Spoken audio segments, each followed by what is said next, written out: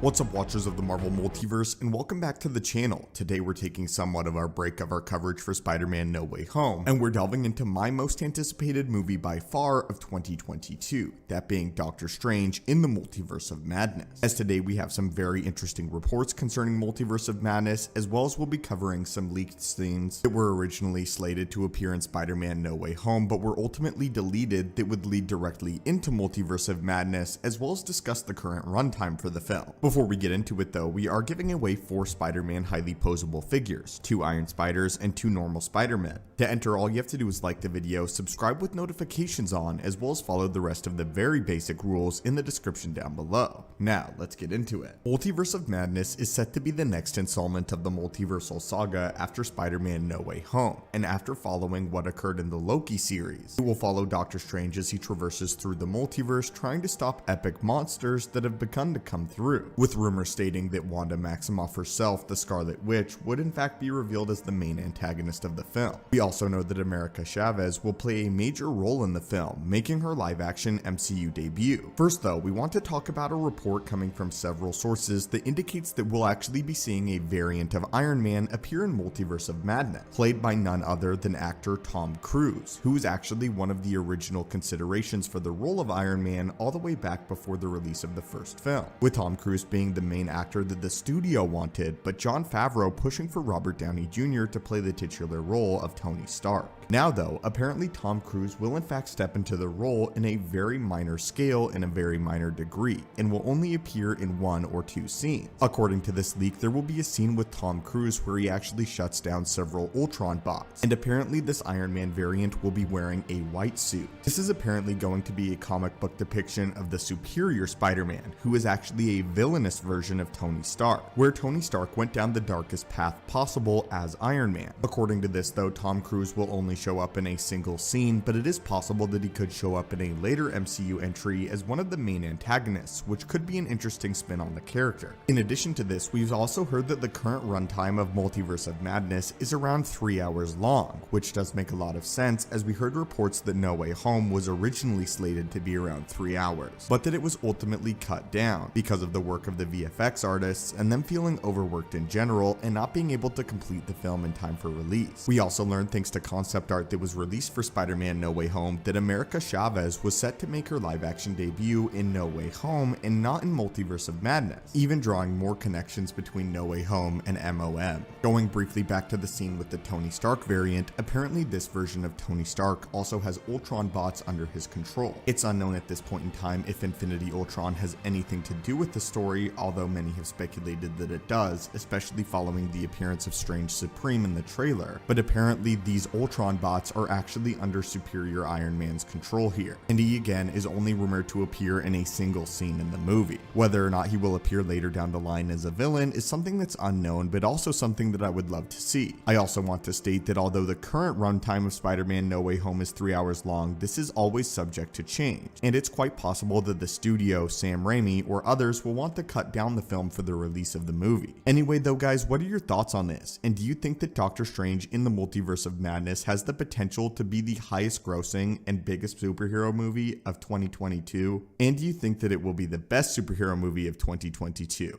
And of all of the multiverse madness that we can expect, which character would you like to see show up? As always, my friends, thank you guys so much for watching the channel. Don't forget to enter the giveaway, and I'll hopefully catch you guys in the next video.